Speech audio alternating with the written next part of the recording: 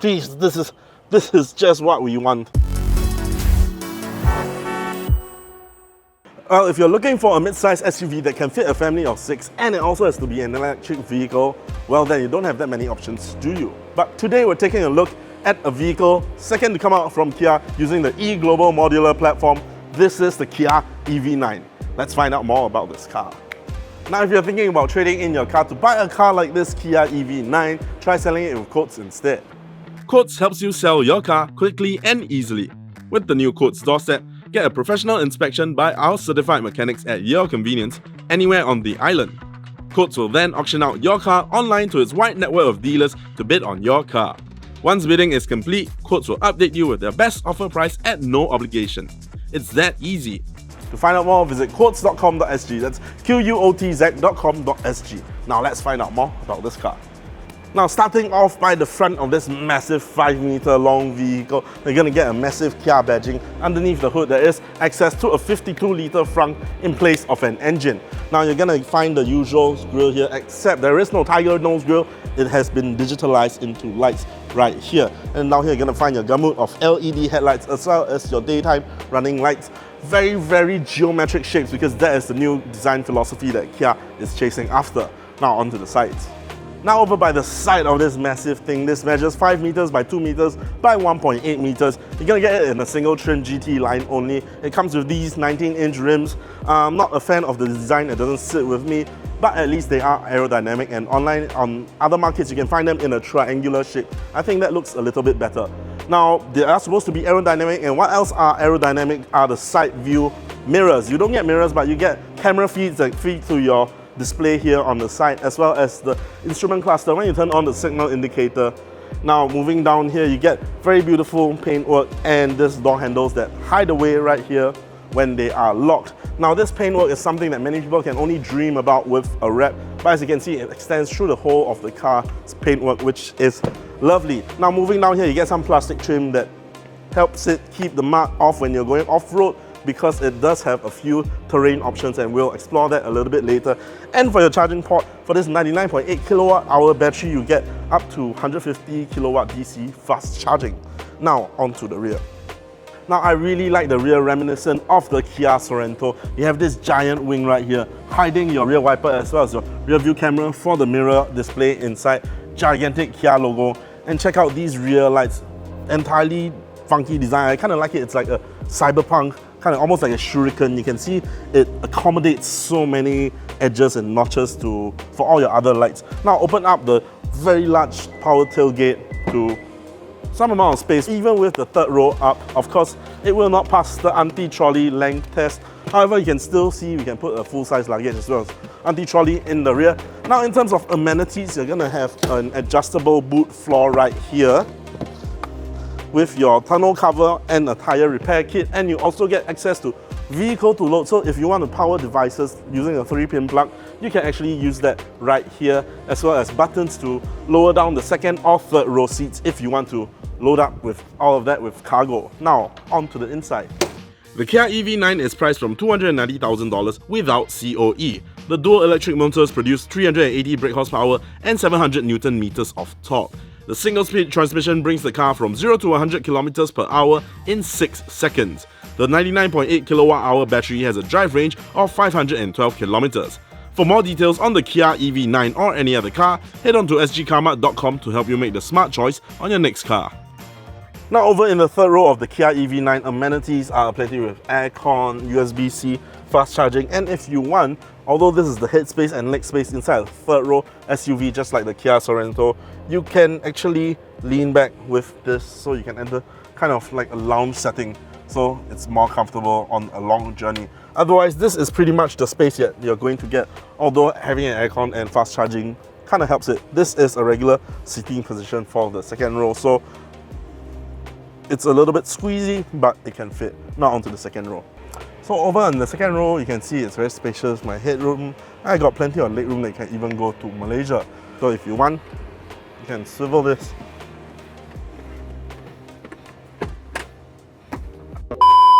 Now over in the second row of the Kia EV9, things feel a lot more spacious. Like I have plenty of headroom and legroom, and I also feel like this is a lot more spacious because this moonroof extends. It doesn't feel so claustrophobic. You get your aircon control right here and plenty of cubby spaces for storage, drinks. You can even pull out this whole thing for even more storage space.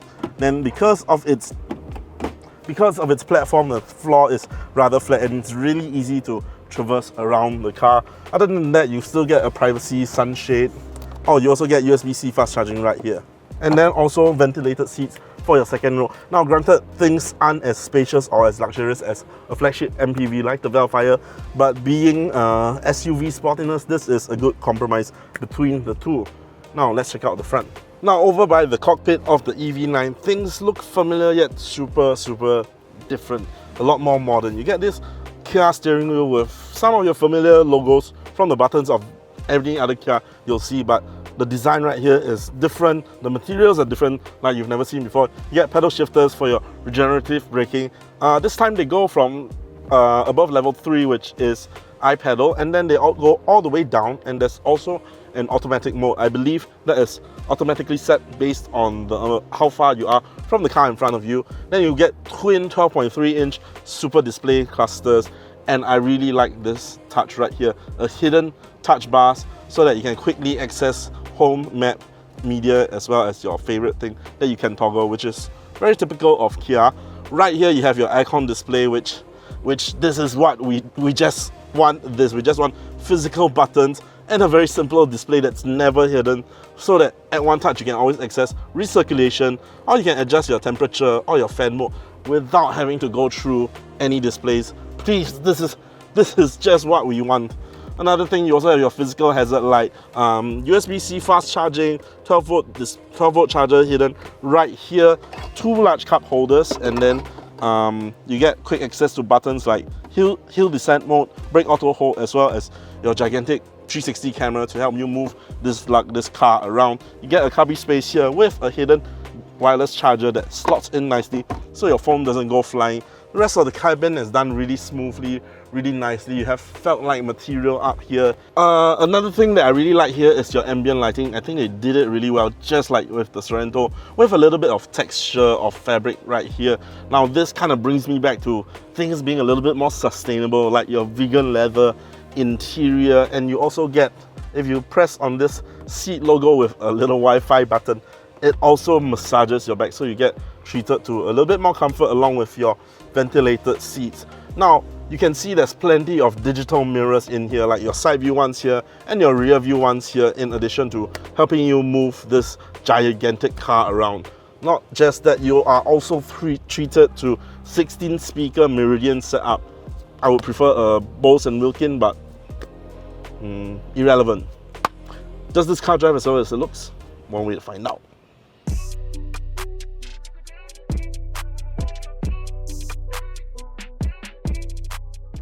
So, driving the Kia EV9, what does it feel like? Well, it feels complete, it feels wholesome, it's everything that you need it to be, it's everything that you want.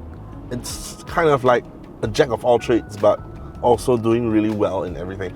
It's super big, it's super spacious, it's comfortable, it's so refined, so quiet.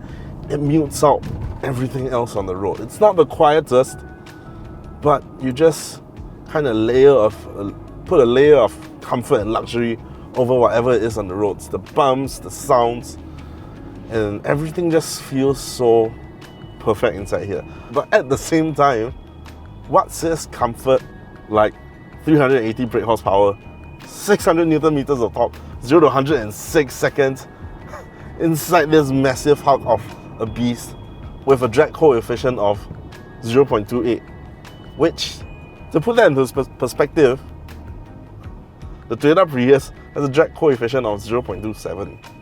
So this thing is just like 0.01 above that.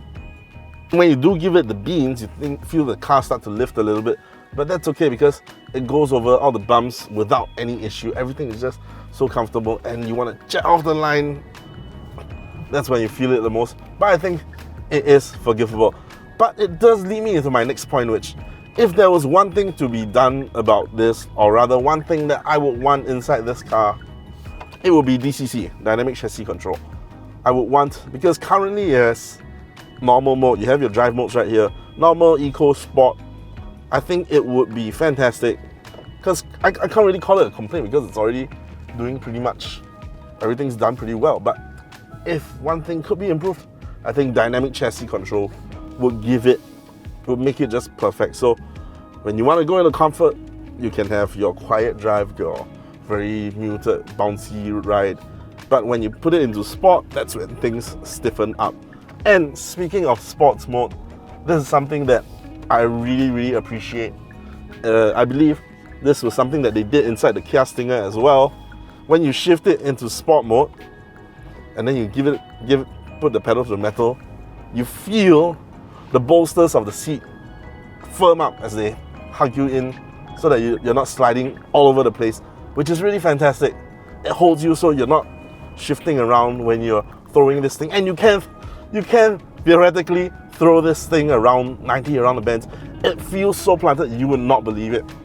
And again, it feels like it's holding you so you don't fly all over the place, which I kind of feel like would be perfect together with the Dynamic Chassis Control, just so the car doesn't feel so soft and muted when you're in sports mode. But I guess it has to have all the allowance since it's meant to hold 6 people.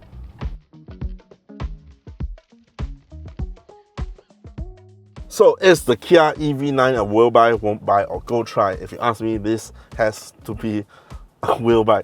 If I had the money for this, I would definitely be buying this. It's kind of an all-rounder, doing the luxury, doing the comfort, doing the power, and just a whole sense of appeal. I can see why people might not want this if they don't like digital mirrors, they don't like the whole futuristic looks. In terms of safety, this thing comes with everything all your Koreans come with. So you have your standard active cruise control, lane keeping assist, and then you even have your side monitors. And also this also feeds into your left turn, right turn indicator.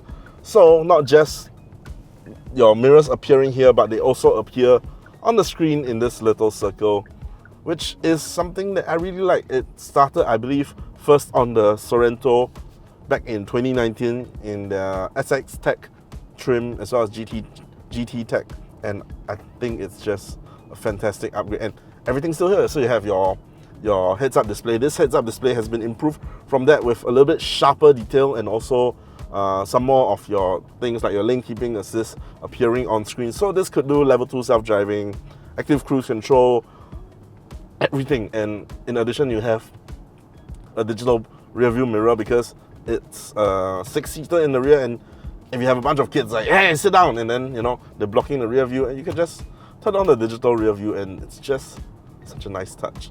Some people prefer the looks of a traditional EV, but to me, this is a very fitting EV because it is kind of for the future. It's an EV, and it's stuffed with all your modern tech. So that's why I feel like this is very fitting. And the looks, to me, it looks fantastic. An EV coming with a bunch of super useful features and dual motors. I think this EV9 suits it. And that's why for me, this car is a will buy. So that's our review of the Kia EV9. What do you think? Do you agree with us? Do you disagree with us? Let us know down in the comments below, as well as any other car that you'd like to see us try out, or any of the features inside this car or any other car. Do leave it in the comments and I'll read every single one of these. Now, if you've made it this far, don't forget to like, share and subscribe, and hit that bell notification icon so you don't miss any of our future uploads. And if you made it this far, also follow us on TikTok. We are at Sgcarmart. Thanks for watching. I'll see you on the next one. In the meantime, I'm gonna enjoy a little bit more of this. And when you do give it the beans, you feel it start to lift a little bit. I mean, it has to get. And when you do give it the when you do give it the bean.